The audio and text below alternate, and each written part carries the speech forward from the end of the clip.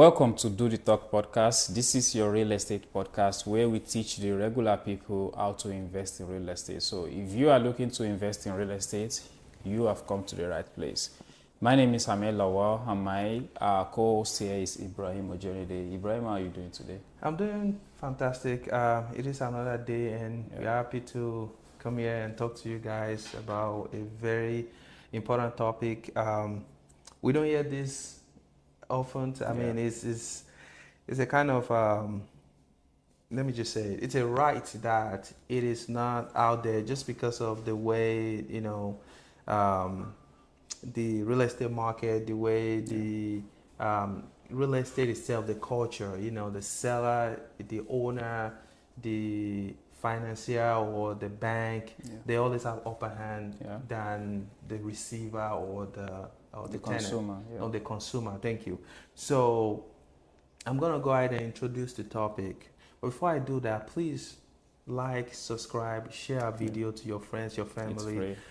Believe me, this will benefit a lot of people, even here in Indiana, in the whole world. I mean, it's a very, very interesting topic. And the topic is, we want to talk about the tenant right. Everybody has a right. Because you are living in an apartment, in a house, in someone condo, someone townhomes, you do have a right. Okay, so we want to go over that today. And no other person than Ahmed will start us on this because he's a property manager, as you guys know. So he knows the right, the landlord's right, the tenant's right, and even the property manager's right. So everyone has a right, and no one should step on the other person's right just because he or she feels like it. Everything has to be in accordance to the law. So Ahmed, how can you start us up with this, on this topic? Thank you, Ibrahim. So basically, everybody does have a right. And the agreements between the owner, the property owner, or the property manager with the tenants that are living in the house, it states all those rights. However, what those agreements usually emphasize more on is the landlord right or property manager right. So the tenants sometimes get buried and they don't really know what's their rights. So you do have your obligation to your landlord, which is paying your rent and all that, but they have obligation to you too. So that is what we are about to treat here. So if this is like, so not even if everybody, property owner needs to hear this because they need to know, and so that they don't overstep the tenant's right. And tenants need to know this so that you can know when your right is being violated. So the number one thing for me is habitability of the house. So the house needs to be habitable. You must have basic things like heat. Was it AC if that is the agreement you have. I know of some houses that the tenant provide like the window AC. And that is in the agreement. So that is fine. That is absolutely all right. But if that is you, then know that if you have in the agreement whereby the tenant are supposed to provide AC for you, then yes. The heating system of the house, the hot water is compulsory. Water is going to come to the building as cold water, but when it got to the water heater, that is, so they need to make sure the water heater is working. Those are very, very big parts that can. Windows, a house that doesn't have window, that means anybody can just jump in and just rob you and get away without any sort of protection for you. So recently I have an issue where the owner haven't really take care of the property and the tenants like, well, I can't move into this house. She mentioned a lot of things and the owner turned to me and like, what should we do? Well, we fix it or we let her go. There's no agreement because everything that she just pointed out is valid. So we cannot hold out to that, and which is what property manager will do for you, especially the good ones that doesn't want you to go to jail. Because some property manager will be like, well, she signed an agreement. No, everybody does have their rights. So if our rights is being violated, then she have a choice to walk away from the contract. So those basic things, you have right to it. As well as another big one, whenever a landlord or property manager want to come in reasonable time, standard time in state of Indiana is 24 hours. So let's say they want to come fix something, they want to come do inspection. Standard reasonable time is 24 hours for the notice. Hey, we are coming to do inspection tomorrow, because they need to be coming in to make sure everything in the house is working perfectly, so that when the time comes when you are moving out, they don't get swamped with maintenance, right? So it is your right for them to notify you ahead of time. And if you are not going to be available, or you don't want them to come at that time, you need to respond promptly. Because when they give you 24 hours notice and 1 hour to the time you tell them you're not going to be available, well, they can go in. It's as simple as that. So I went into one of the tenants' house when we are doing inspection. We gave her 21 days notice. Reminded her 7 days. Reminded her 24 hours. And she wasn't around. Well, we can't stop you from going to work if you need to work at the time of the inspection. Correct. Then we called her while we are at the door, like, hey, we are going in, we want to do inspections. It's like, no, you don't have. I'm like, no, we do have right to go in. We already give you way too much notice that you even deserve to. So we went in, we do our inspection, and we are out. So, but the right to notification, reasonable time, they need to give you reasonable time. That's right. They cannot just show up at your door and say we want to go in. No, it doesn't work that way. If they have notified you ahead of time, then they can go in. And you don't object to it. That's another tricky part of it. Tenants can object to it. Okay, I don't want you to come at a certain time, and they need to give you reason. Okay, my autistic child sleep at that very time. My cat doesn't. Even cats, they might be able to get off your inspection by just saying my cat doesn't want to be bothered. Oh, my dog is wild. I won't be home. I don't want you to get beaten. Nobody wants to get beaten. They're not going to come, right? You need to give them reasonable reason, and those are very big too. That I see that people violate a lot of time, a lot of time. So, Ibrahim, do you know, with your experience in buying property, for people, for yourself, what are the common rights that you think tenants don't really understand, or a lot of time being violated? I think some landlords, they overstep their boundaries just because they did not see it as a violation. So one of it is, you can mostly this happen in a residential area where a landlord owns the property and rent it out to an individual, which in this scenario is the tenant. And we see sometimes the landlord will bring their personal belongings into the garage, and the tenant is living the whole house, the entire house. So the landlord brings stuff into the garage. And if you look at it, besides if there's really a concrete agreement that the garage is off limits of the contract, where the tenant shouldn't put anything, a car or anything in the garage, the landlord shouldn't bring their personal belongings into the garage, because that garage is supposed to serve for the entire house, like whoever lives in there. And the fact that it has been leased to a tenant, the tenant should have the right in the garage and the driveway and everything. So if you are leasing a house out completely to an individual, like, okay, this house is for you, the garage, everything should be part of the deal. Now, who says it has to be? It's not like it's a law, you know. If they sign an agreement that yes, this garage is off the deal, then that's fine. It's just that most of the time there's nothing like that. There's no documentation saying that the garage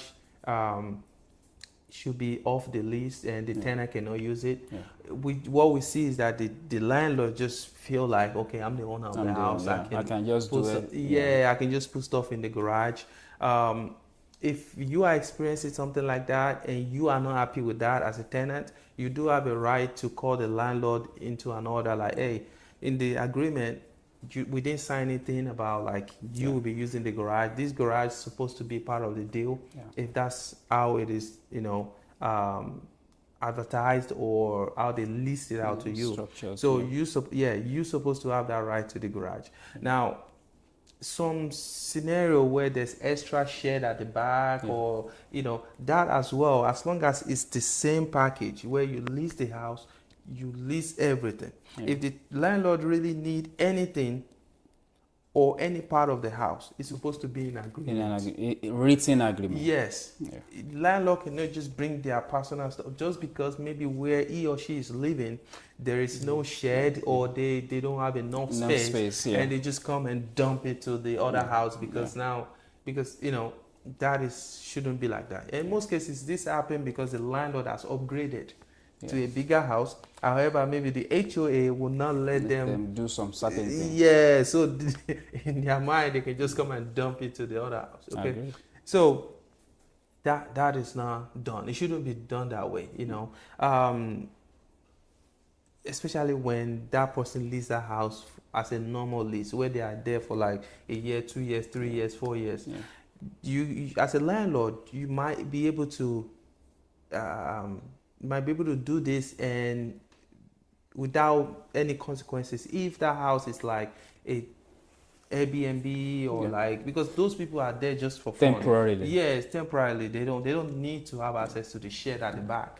Even some doors are usually closed in the house for storage. Yeah, they don't need access to all that. So as a landlord, you should know, you know, when you are able to do some things without being in trouble. Because if you keep stepping on someone's boundary, let's say tenant A allows you to do that, when that tenant A moves out and now you get tenant B, you have to be careful because that person, if they know they're right, they might put you in, I mean, you might put yourself in trouble because if that person should report you, you know, because that's like a violation. Without putting in a contract, you are violating their privacy. You are stepping beyond the boundaries, you know. So we are not here to scare you. We just want everyone to know that as a landlord, you need to watch out. Tenant do have rights. As a tenant, we also want you to know that you cannot just let your landlord step over your boundaries just because you feel like the house doesn't belong to you. Yes, but you are paying for it. You already so pay for the fact that you are paying monthly, you have a right. Just keep doing your side, which is paying your bill on time, your monthly rent on time. Everything else, you do have a right. So if something happened that is, you know, something that you are not sure about and you feel like you are being violated, you can talk to the landlord, see what the landlord says first, and if the landlord is not ready to comply or not, you know, open to dialogue, then you can enforce your right. So absolutely. So that's that. Ahmed, this is a topic that is a little controversial because sometimes the landlord, because they know that person or because they're from the same ethnic group, or they feel like, well, this person doesn't know it's ESR, right? I'm just gonna do it anyway. Or sometimes, you know, the situation where the landlord just needs somewhere temporarily to keep some belongings and everything. So we understand all this, you know, sometimes unexpected scenarios. Maybe you think your new house will let you do a shed, all of a sudden the HOA comes and says, no, you can't do that. How do we fix it? To fix it, communication. Number one thing. Communication.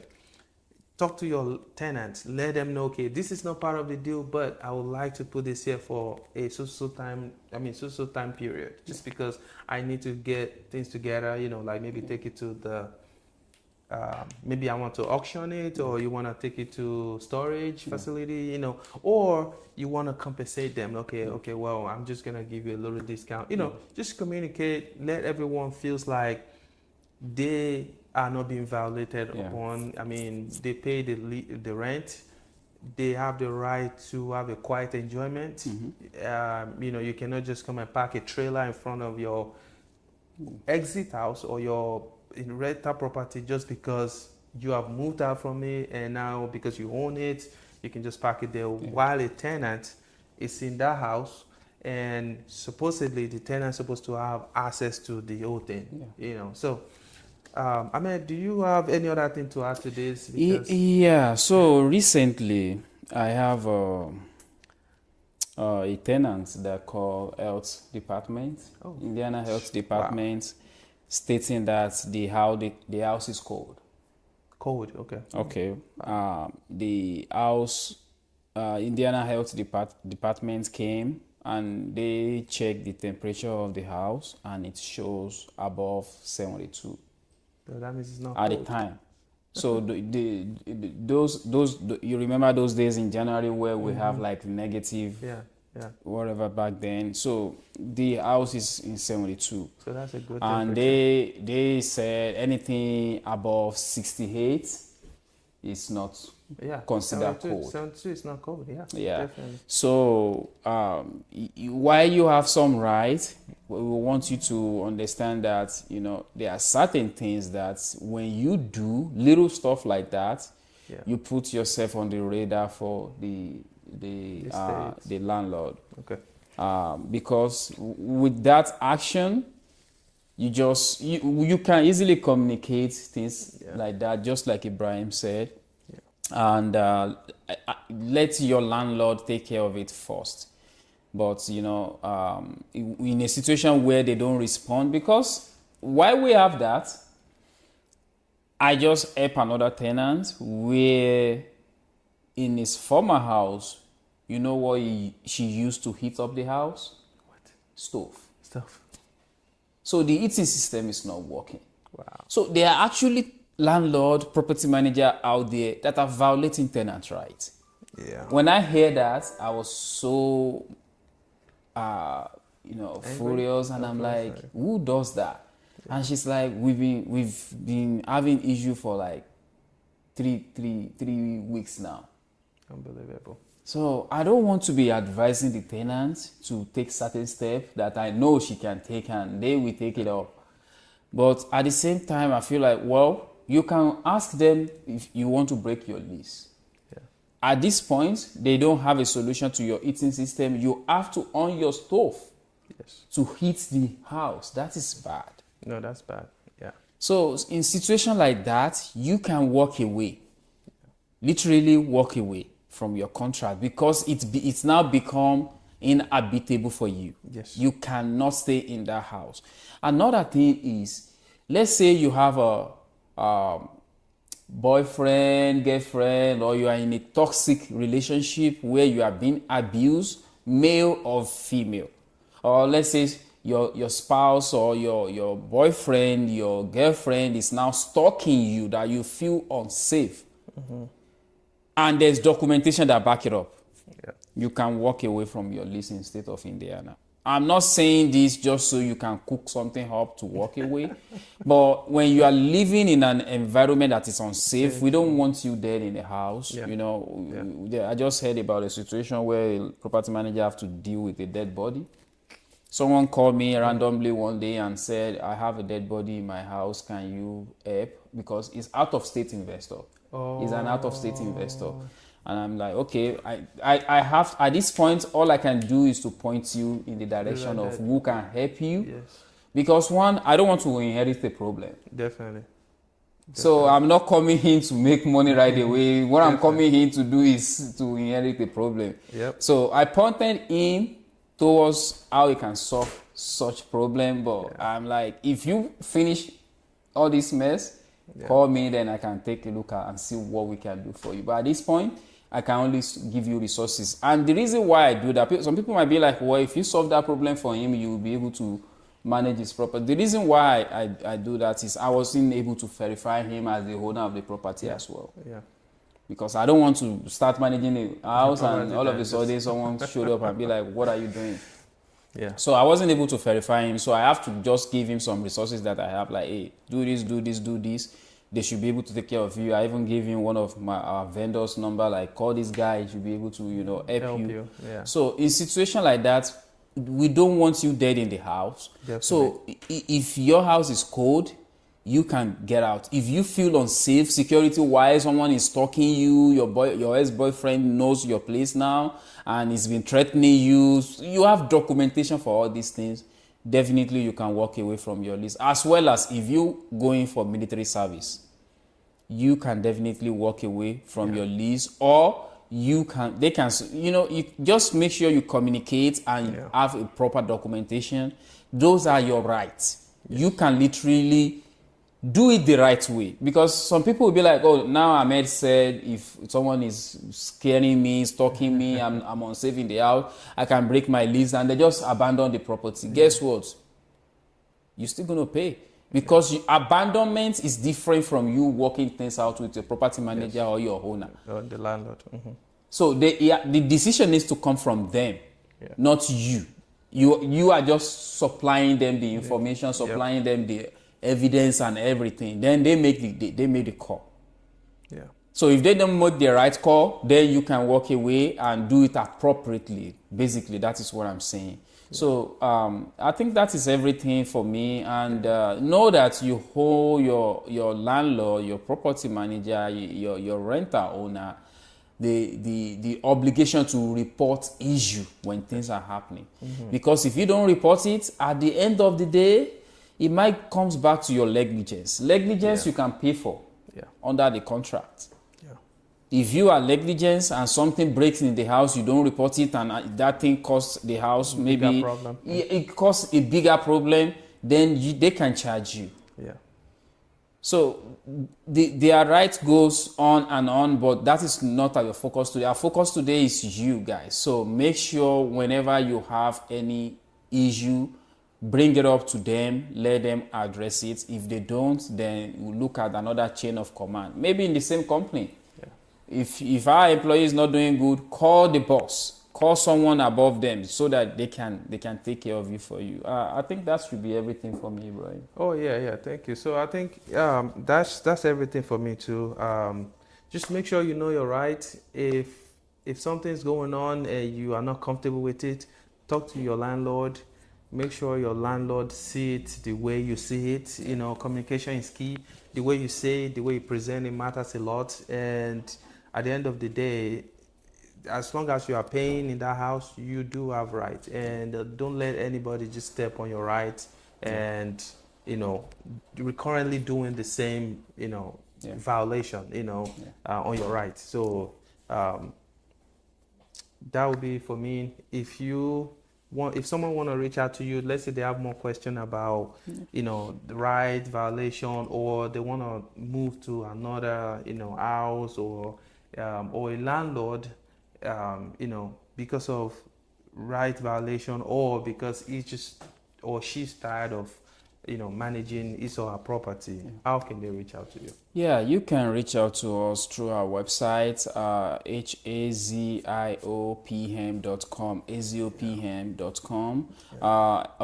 All social media, our number is on our website. You can, you know, and if you're a social media person, you can reach out to us, especially landlords, self-managed landlord. If you there's so much you are missing from the market, you know, tap into expert opinion, and as well as state compliance. Because all these little things, most especially the self-managed landlord, run themselves to the ground because they don't know all this little stuff. So please, if you can, you know, I'm not saying if you get a property manager that can help you. One, it gives you more time to look for other deals. It gives you more time to take care of a family, as well as you can stay compliance. They can watch your back for you while you are asleep. So You can reach us on any social media. AZUPM is our handle, and we will be responding to you as quickly as we can. Ibrahim, people want to buy a house. Once they buy it, that is when they send it to us. So how can people reach out to you? Yeah, they can go to ibrealtors.us. That's our website. Again, ibrealtors.us. Just type it on your phone. You go to our website. There's a link to our WhatsApp, link to Instagram, link to Facebook. You can DM us if that's how you like it. That's how you prefer. I mean, if that's what you prefer, you can DM us. Yeah. We'll walk you through the whole process, and it's gonna be a win-win. All right. So until next time, thank you. Stay blessed. Yeah, bye. Bye.